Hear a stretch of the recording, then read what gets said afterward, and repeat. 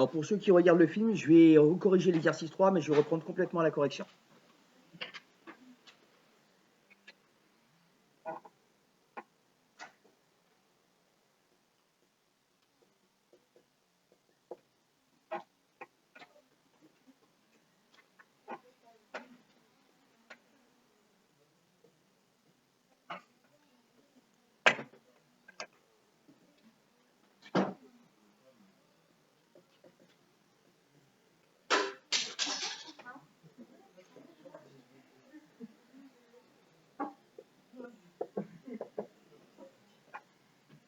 Est-ce qu'il va falloir que je commence à être désagréable avec certains d'entre vous pour que vous cessiez de bavarder comme ça? Oui. Qu'est-ce qui vous arrive, monsieur Wade? C'est votre blanc à vous?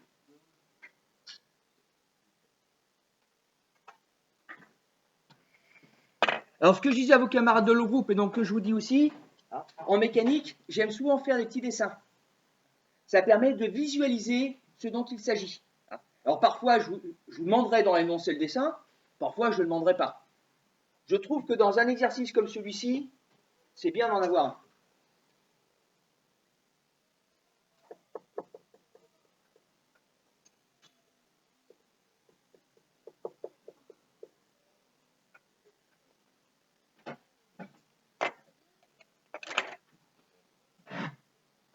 Allez, je corrige.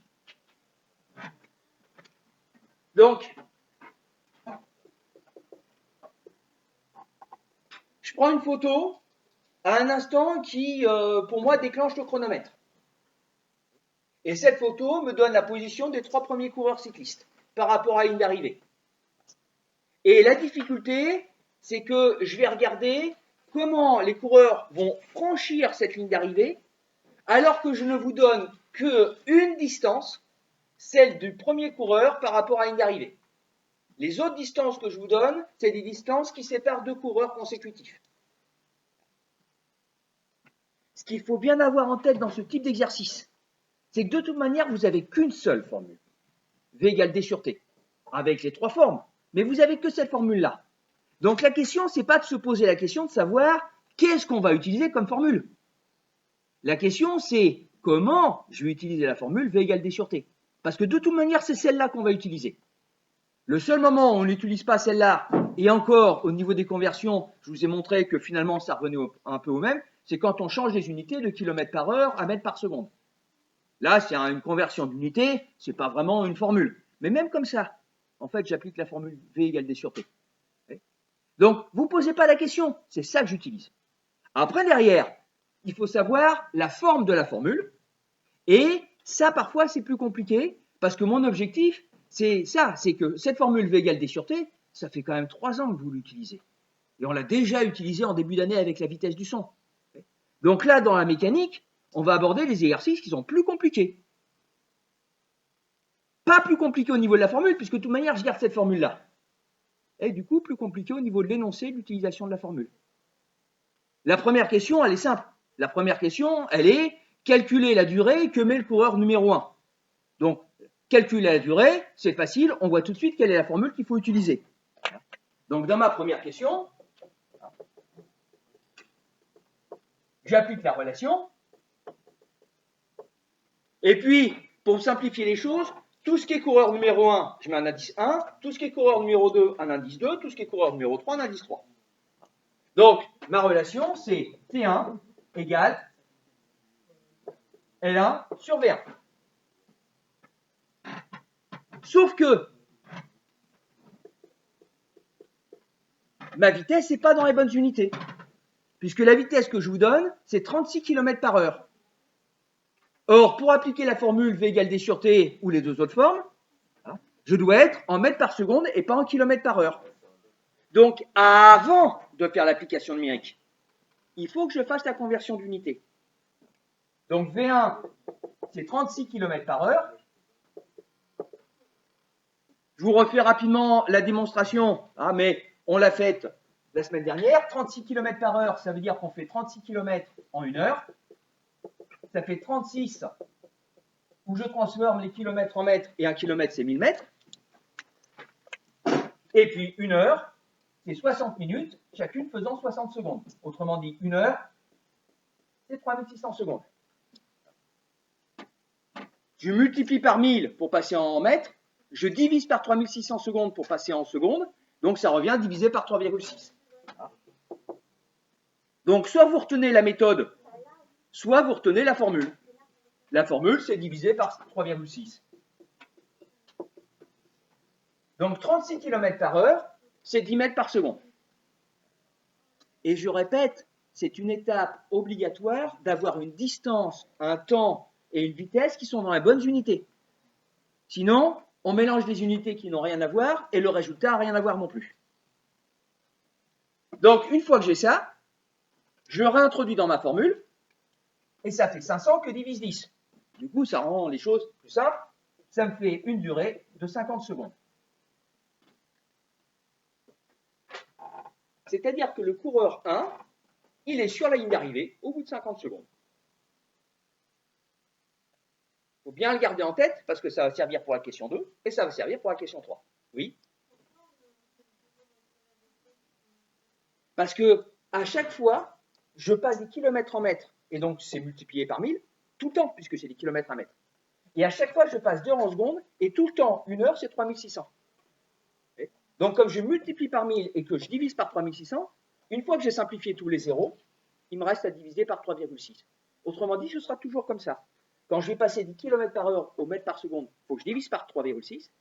Et puis, on l'a vu la semaine dernière, quand je passe des mètres par seconde au km par heure, c'est l'opération inverse. Donc je multiplie par 3,6. Mais le 3,6, c'est à cause des 3600 secondes qu'il y a dans une heure. D'autres questions sur la méthode? Tout le monde a repris, je peux effacer?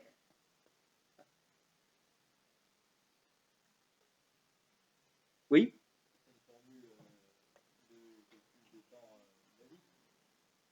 Ah oui? Non, non, il n'y a rien de compliqué. C'est pour ça que je vous ai dit, là, la question 1, elle est simple. On me demande de calculer un temps, j'applique directement la formule. Il y a juste à penser à convertir les unités. Mais par rapport à ce que je vous ai dit, c'est-à-dire faire des choses plus compliquées, la question 1, ce n'est pas le cas. La question 2, ça commence à l'être. Donc je répète, c'est bon, tout le monde a... Je peux effacer? Qui est-ce qui n'a pas fini là? Allez, prenez pas, mademoiselle Tardy.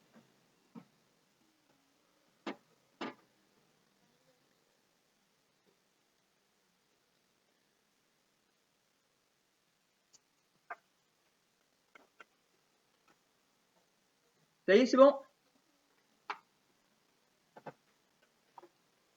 Alors,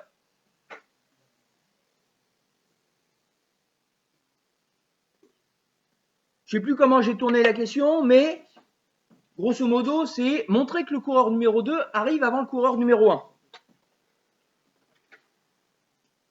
Ça rend les choses un peu plus compliquées. Parce que dans ma question, nulle part, je vous dis calculer quelque chose. Donc finalement, je sais que je vais appliquer ma formule V égale D sur T, mais je ne sais pas encore sous quelle forme.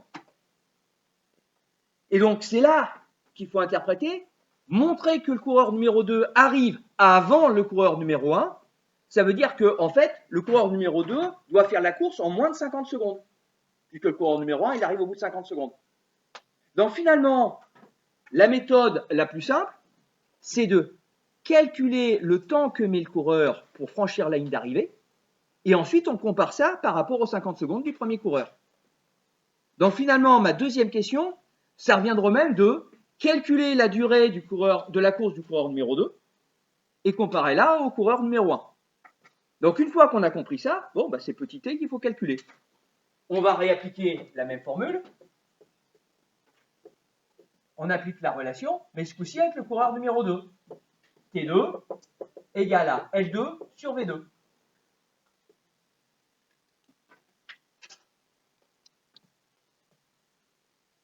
Et là, en fait, j'ai deux problèmes. L2, je ne l'ai pas. Même si ça va être facile à calculer, sur le fond, je ne l'ai pas. Et V2, j'ai en kilomètres par heure, et donc c'est pas bon. Donc avant de faire ce calcul, il faut que je trouve V2 dans les bonnes unités, et il faut que je trouve L2. Je vais commencer par trouver V2. V2, c'est 49 km par heure. Autrement dit, c'est 49 que divise 3,6, c'est-à-dire, je crois, 13,6, c'est ça? Merci. Donc 13,6 mètres par seconde. J'ai V2. Et c'est là que mon petit dessin intervient. C'est que L2, je ne l'ai pas. Mais j'ai la distance entre le premier coureur et la ligne d'arrivée, et je sais quel est le retard du deuxième coureur sur le premier. Donc j'ai 500 mètres ici, et j'ai 100 mètres de retard. Donc c'est clair. Ah pardon, je ne suis pas sur le coureur 2, c'est le coureur 3. C'est ça? Excusez-moi, c'est le coureur 3. Donc il y a un 3. Pardon. Changez bien les choses, ceux qui ont pris le début de la... Je me suis trompé, c'est le coureur 3.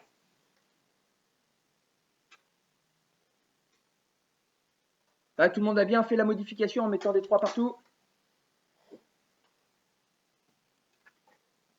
Donc je reviens à ce que je disais. Mon coureur 2, il lui reste 500 mètres. Mon coureur 1, il reste 500 mètres. Le coureur 2, il est 100 mètres derrière. Le coureur 3 est encore 50 mètres derrière. Donc du coup, le coureur 3 a 100 plus 50 mètres, 150 mètres de retard sur le coureur 1. À qui il reste 500 mètres. Donc au total, mon coureur 3, il doit faire 650 mètres. 500 plus 100 plus 50. Donc L3, c'est 500 plus 100 plus 50. Il lui reste 650 mètres à parcourir. Est-ce que ça, c'est bien clair pour tout le monde? C'est bon? Bon, une fois qu'on est d'accord là-dessus, on a V3, on a L3, il n'y a plus qu'à faire l'opération. V3, c'est donc 650 que divise 13,6. Ça vous fait quelque chose comme 47,8, si je me souviens bien. 47, 75, machin.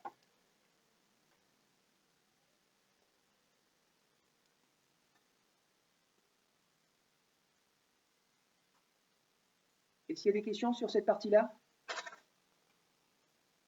Attention, petit piège. Est-ce que j'ai... Bon, mademoiselle Jackson 13,6. Ah. J'ai mis la valeur de V3 que j'ai ici. Est-ce que j'ai fini de répondre à ma première partie de question? Non, pourquoi? Alors ça, ce sera la deuxième partie de la question. Mais même la première partie, je n'ai pas fini. Oui, je crois que j'ai entendu. Eh bien oui. On me demande, est-ce que le coureur, montrer que le coureur numéro 3 finalement gagne la course? Bon, bah, là, j'ai calculé un temps. Mais j'ai rien dit sur le fait qu'il gagne la course ou pas.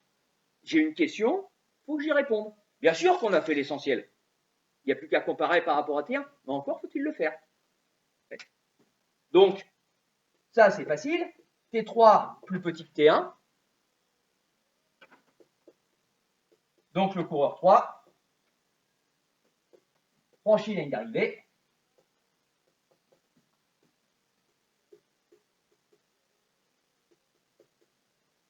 Avant le coureur 1.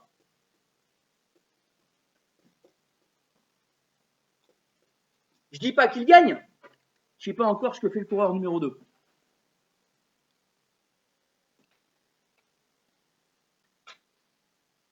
Je ne sais pas, je vais mettre 50 points sur cette fin de question. Enfin, il y a quand même 0,25, c'est pas énorme, mais c'est mieux les avoir que pas les avoir. Et puis surtout, vous répondez à une question. Ensuite, vous voulez que je le réécrive plus haut?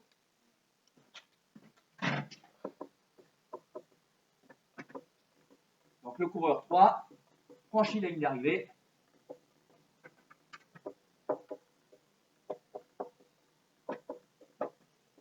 Avant le coureur 1.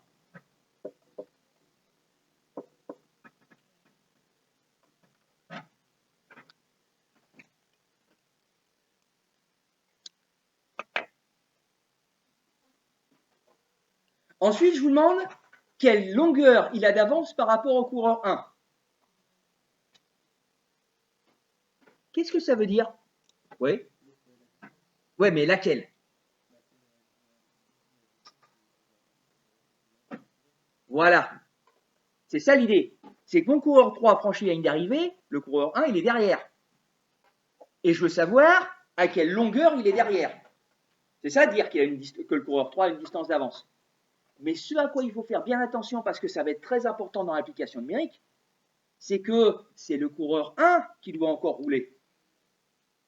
Le coureur 3, il a une certaine distance d'avance. Moi, quelque part, je préfère dire que le coureur 1 a une certaine distance de retard. Parce que quand on va calculer la distance, il faut bien savoir lequel des deux coureurs va rouler. Le coureur 3, il a fini de rouler, il a gagné. Enfin, il est devant. Le coureur 1, lui, il doit encore rouler. Parce qu'on est bien d'accord. Je vous demande de calculer une distance. De toute manière, avec une formule, c'est D égale V sur T. D égale V fois T. Et ce que je suis en train de vous expliquer, c'est quelle vitesse il va falloir prendre. Le T, ça va être facile. Mais la vitesse, il faut réfléchir. C'est bien clair? C'est bon, tout le monde a pris la correction, là, je peux effacer?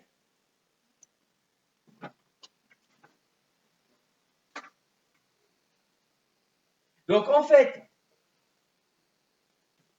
ma deuxième partie de question, je l'interprète de la manière suivante, c'est combien de temps le cycliste doit-il encore rouler, pardon, quelle distance le cycliste doit-il encore rouler pour franchir la ligne d'arrivée? Quelle distance il lui reste pour arriver jusqu'à la fin de la course? Donc, pour avoir une distance, il faut que j'ai V et T. V, c'est bon, le coureur numéro 1, on sait, on l'a calculé dans la première question, il fait du 10 mètres par seconde. Petit t. Petit t, j'ai mon coureur numéro 1 qui roule pendant 50 secondes, et le coureur numéro 3, lui, au bout de 47,8 secondes, il est arrivé. Donc, ça veut dire que le coureur numéro 1, lui, il lui reste encore 2,2 secondes à courir. Le coureur 1 roule, le coureur 1 roule pendant T3 moins T1, je vais y arriver, T1 moins T3, c'est-à-dire 50 moins 47,8 égale 2,2 secondes. Monsieur Aurore, s'il vous plaît. Monsieur Thiebaud, je vous trouve assez bavard depuis quelque temps. C'est pas gravissime, mais quand même. Donc, mon coureur 1 doit rouler encore pendant 2,2 secondes.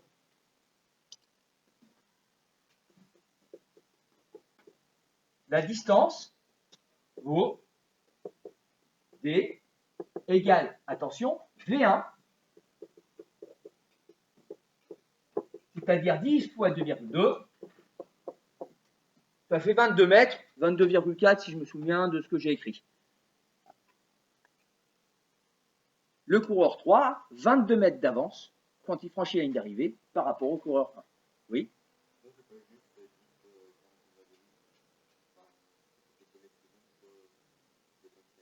Ouais. Et ensuite?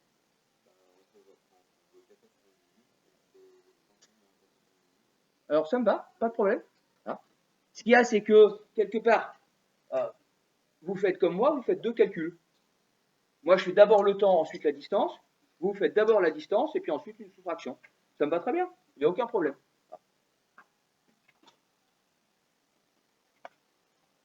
Donc, pour redire les choses un petit peu à tout le monde et puis peut-être aussi à ceux qui regardent, votre camarade proposait de savoir combien le coureur numéro 1 a roulé au bout de 47,8 secondes. Pour savoir combien de temps, quelle distance il lui restait encore à faire. Donc ça marche aussi. Est-ce qu'il y a d'autres questions là-dessus? Non? Alors, le coureur numéro 2. Ce que je vous demande, c'est calculer la vitesse. Donc ça, c'est facile, c'est V égale D sur T. Donc pour calculer la vitesse, il me faut une distance, il faut un temps.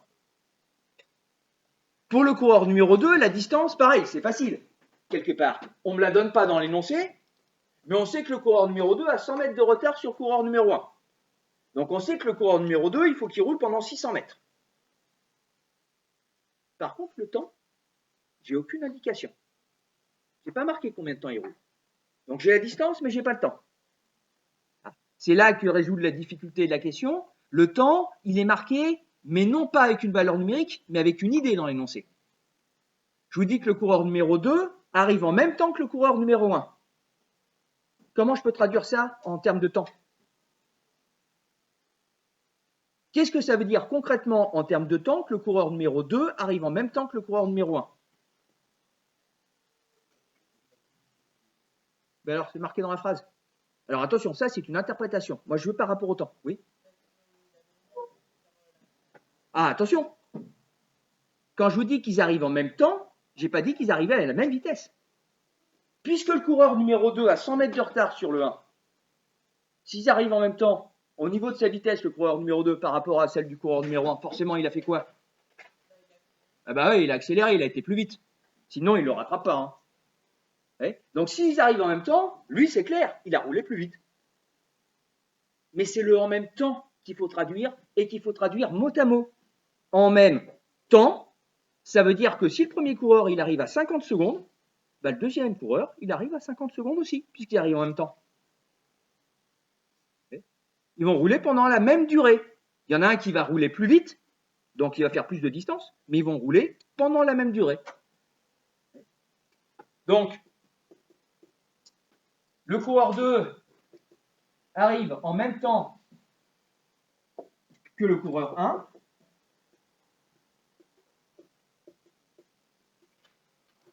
Donc, T2 égale T1 égale 50 secondes.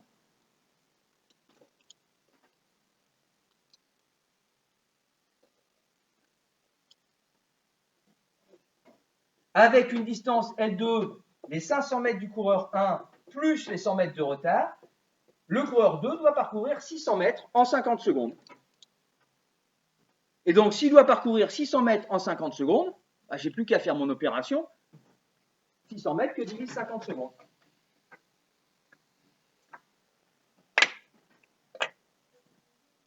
Donc, on applique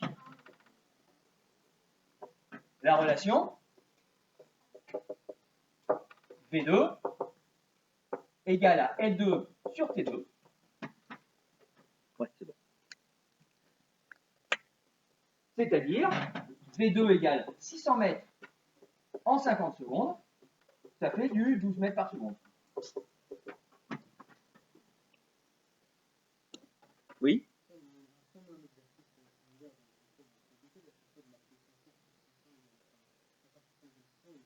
Alors, vous me coupez un peu l'herbe sur le pied, j'allais justement dire ça, c'est que, regardez tout ce que j'ai écrit. Je veux le voir le jour du contrôle.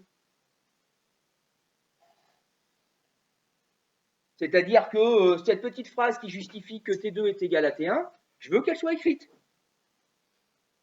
Alors bien sûr, ce ne sera pas le même exercice. Ça peut être n'importe quoi. Mais à chaque fois, vous voyez, j'ai pris le soin d'expliquer des choses. Alors par contre, par rapport à la question que me pose votre camarade, est-ce que je suis obligé d'écrire 500 plus 100 égale 600? Deux choses. Soit vous avez fait le schéma, et auquel cas, ça se voit bien que L2, c'est 500 plus 100. Et on peut écrire directement L2 égale 600. Soit vous n'avez pas fait le schéma, et il faut me l'écrire. Au choix. Mais de toute manière, il faut que j'ai un endroit qui me permette de dire, voilà, il a fait ça comme calcul. Aucune valeur numérique doit arriver sans explication. Ce qui fait qu'une question comme ça, qui dans les exercices précédents valait 1 point parce que c'était une application numérique directe, une question comme ça, elle va à 1,5 points. 0,25 pour justifier le temps, 0,25 pour justifier la distance, et puis 1 point pour l'application habituelle. Voilà pour cet exercice. Avez-vous des questions? C'est bon pour tout le monde? Alors, je vous l'ai dit, et ça, je pense que c'était filmé, mais je le répète, on va faire notre cours de mécanique en 3 étapes. Première étape, ce qu'on a fait là, et qu'on vient de terminer. Donc ça me fait un chapitre assez court, c'est étudier le mouvement. C'est-à-dire décrire un mouvement que l'on observe et faire des calculs de vitesse. Deuxième chapitre qu'on va commencer maintenant, c'est, pour reprendre le terme que vous avez dû voir en collège, c'est l'étude des forces. Et troisième chapitre, le lien entre les deux.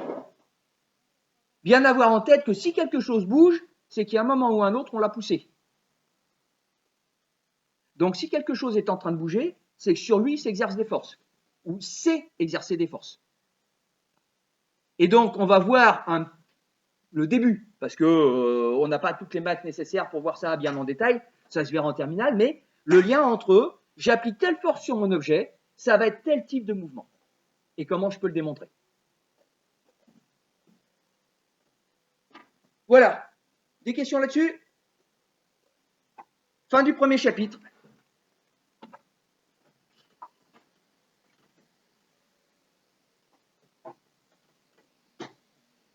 Deuxième chapitre de mécanique. Je reviens tout au début, ce que j'appelle les actions mécaniques. Pardon. Interaction.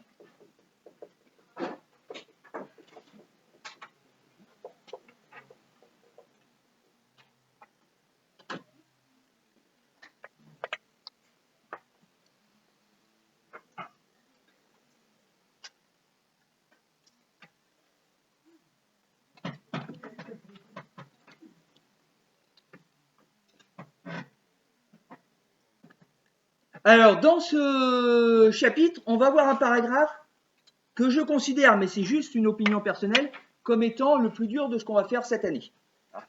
Ça correspond à quelque chose dont vous connaissez le nom, c'est la gravitation. Ou plus exactement, l'interaction gravitationnelle. En étant bien d'accord que c'est pas parce que c'est la partie la plus difficile que c'est infaisable. Vos camarades des années précédentes, la majorité d'entre eux, ils y sont arrivés. Ce qu'il y a, c'est que la formule que l'on va utiliser va être un peu plus grosse que les autres. C'est juste ça. Et a priori, si je me réfère à ce qu'on a fait avec vos camarades des années précédentes, la première fois qu'ils voient la formule, c'est « oulala, c'est pas possible ». Et puis, une fois avoir utilisé la formule 5 ou 6 fois, ils s'aperçoivent que finalement, c'est très bien possible. Quelque part, rappelez-vous, quand vous regardiez les règles de Pauli, quand on a fait les règles de Pauli, vous avez trouvé que c'était très compliqué. Maintenant, si je vous faisais un devoir en me demandant de dessiner des atomes, tout le monde serait d'accord pour avoir que ça dans un contrôle. Et puis vous auriez 20. Donc, ça va être plus dur, mais pas tant que ça. Il ne faut pas exagérer. Alors, moi, ce que j'appelle l'interaction mécanique au départ, c'est pour bien décrire le système. Vous avez traduit ça au collège, pour ceux qui l'ont fait, par force. Et dans un premier temps, ce que je vais voir, c'est le lien entre les deux. Donc, on commence par un grand 1 de présentation générale. Donc, des rappels de collège, des petits trucs en plus, ça dépend de ce que vous avez fait l'année dernière.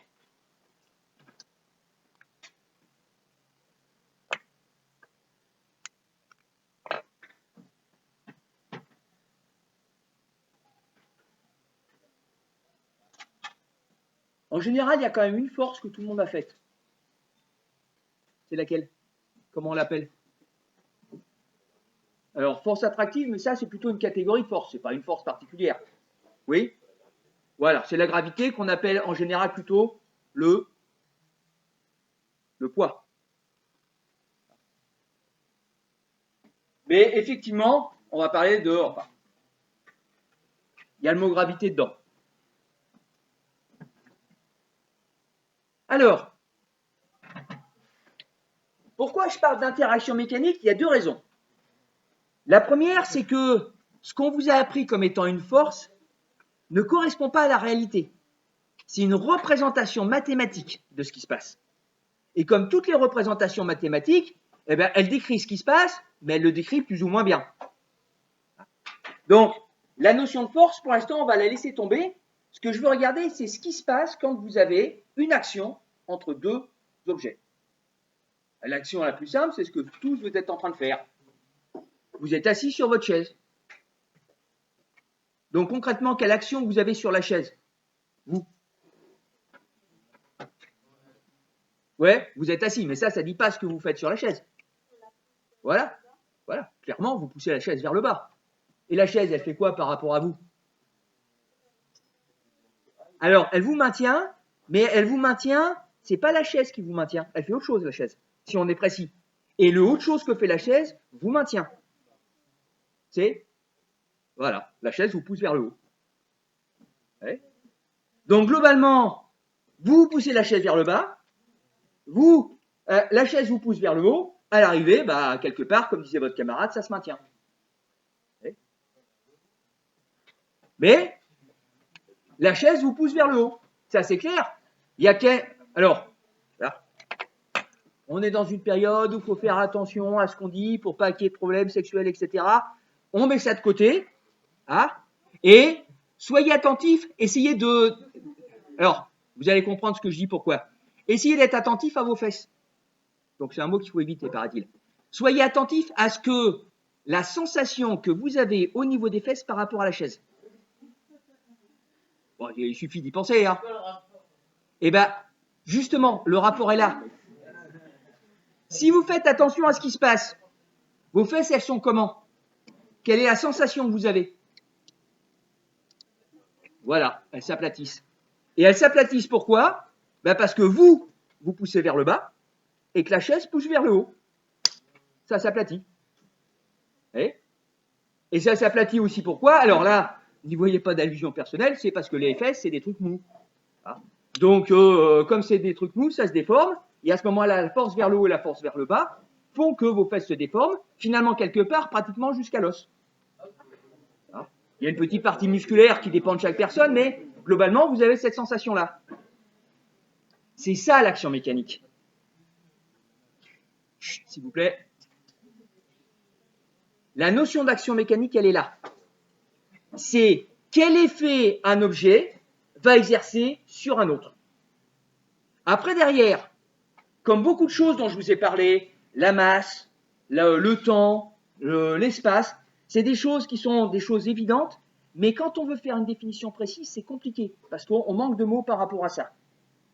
Et donc, avoir une action mécanique, moi je traduis ça par avoir une influence sur un objet. Cette influence, elle peut être de plein de manières. Par contre, cette influence a relativement peu de conséquences possibles. Quand vous exercez une action mécanique, prenez le terme force si vous préférez, quand vous exercez une action mécanique sur un objet, qu'est-ce que ça peut faire sur cet objet? En fait, il n'y a que 4 choses qu'on peut faire. Oui? Voilà, on peut le déformer, le casser, le couper en deux, enfin vous mettez ce que vous voulez, la forme d'après n'est plus la même forme qu'avant. Première chose. Deuxième, j'exerce une action sur un objet. Qu'est-ce qui peut lui arriver à ce brave objet? Regardez. Voilà. Mon tampon effaceur est là. J'ai une action sur lui, je le pousse. Bon, il était immobile. Il bouge. Deuxième action possible, j'avais un objet qui était immobile, je l'ai mis en mouvement. Bref, je lui ai donné une vitesse. Troisième action possible. Ouais, mais pour moi, le faire tomber, c'est finalement quelque part la première chose, c'est le déplacer. Mais on reste dans le déplacement. Si vous avez regardé déjà à la télé, et je suppose que vous êtes quand même quelques-uns à avoir fait un match de foot. Au début, le ballon est au centre. Il ne bouge pas. Donc il faut qu'il y ait quelqu'un qui tape dedans pour qu'il commence à bouger. Oui, mademoiselle Winal? Eh ouais. Stopper un objet. Pour stopper un objet, il faut qu'il arrête de bouger, et un objet s'arrête jamais tout seul. Et ça, c'est une des choses auxquelles il va falloir que vous fassiez attention, parce qu'on a tous cette idée en tête. C'est celui du ballon qui roule et qui finit par s'arrêter. Et on se dit, bon, il s'arrête, c'est normal, j'ai arrêté de taper dedans. Donc, quand mon objet a aucune action mécanique, il s'arrête. C'est pas vrai. C'est pas vrai du tout. Pourquoi? Parce que si je me mets dans un espace particulier, je vais dans l'espace tout là-haut, je prends mon ballon de foot, je donne un coup de pied dedans, je peux vous assurer qu'il va jusqu'à Alpha du Centaure. Hein. Il s'arrête jamais. Et si je loupe Alpha du Centaure, il continue plus loin. Pourtant, il y a quelque chose comme 10 puissance 16 mètres, donc 10 000 milliards de kilomètres. Enfin, oui, c'est à peu près ça. Mon simple coup de pied fait qu'il va faire 10 000 milliards de kilomètres minimum. Pourquoi? Quand mon ballon il roule sur l'herbe ou sur le gras, qu'est-ce qui se passe? Eh ben voilà, il frotte l'herbe ou il frotte le sol. Et frotter, qu'est-ce que ça veut dire? Ça veut dire exercer des forces. C'est des petites forces. À chaque fois que mon ballon roule sur un brin d'herbe, le brin d'herbe il ralentit le ballon. Pas de beaucoup, hein. C'est sûr. Un brin d'herbe ça ralentit pas beaucoup le ballon. Et il y a combien de brins d'herbe sur une pelouse? Ça commence à en faire des brins d'herbe. Si chaque brin d'herbe ralentit un tout petit peu le ballon, au bout d'un moment, l'ensemble des brins d'herbe arrête complètement le ballon. Et puis là, après, les expériences sont faciles à faire. Hein. L'hiver prochain, vous vous amuserez à donner un coup de pied dans un ballon sur de la glace. Vous allez voir s'il s'arrête le ballon. Par contre, si vous mettez, vous jouez au ballon sur la plage, vous donnez un coup de pied, si vous faites en sorte que le ballon roule sur la plage, ben, s'arrêtez vite. Hein. Ça prouve bien que la distance à laquelle le ballon s'arrête dépend de la nature du sol, et donc ça prouve bien que le sol agit sur le ballon. Aucun objet ne s'arrête tout seul. Quand vous mettez un objet en mouvement, il faut partir sur l'idée qu'il va continuer tout droit sans jamais s'arrêter. Sauf si effectivement, il y a une autre force qui l'arrête. Troisième chose, donc, j'arrête le mouvement d'un objet. Dernière, on est encore dans le mouvement. Un peu plus compliqué celui-là. Pareil, je joue au foot. Ah ouais, bah je jouais. Enfin, on verra, c'est quand on change le mouvement d'un objet. Bon, vendredi, on n'a pas TP. Enfin, on n'a pas TP, on a cours, hein, bien sûr. Mais on continue les forces.